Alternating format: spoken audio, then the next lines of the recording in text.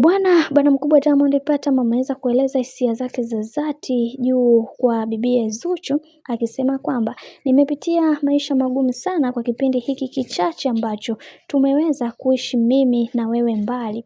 Kiukweli nimetambua umuhimu wako katika maisha yangu, ila ninaamini Mungu atakuwa pamoja nawe na atakuwa sambamba nawe katika kila hatua ya maisha ambayo tunayoyapitia. Ninaamini kuna baadhi ya watu hawapendezwi kabisa na haya mambo ambayo yanayoendelea, na wengi wao wamekuwa wakikutetea sana juu ya hiki ambacho kinachoendelea sasa.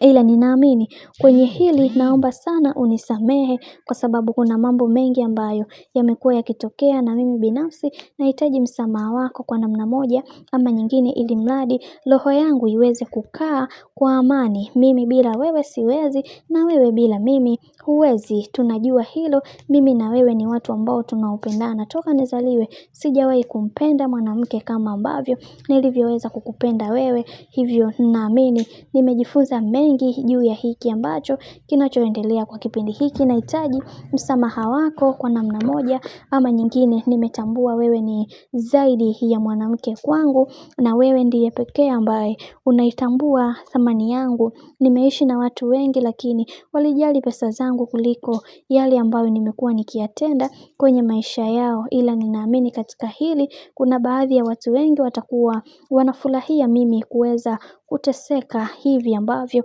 ninavyoonekana kama kituko kwenye mitandao ya kijamii. Sasa kutokana na hizi kauli za Diamond Platnumz, wengi wao waliweza kucheka sana na kusema kwamba leo hii ndo anatambua thamani ya Zuchu.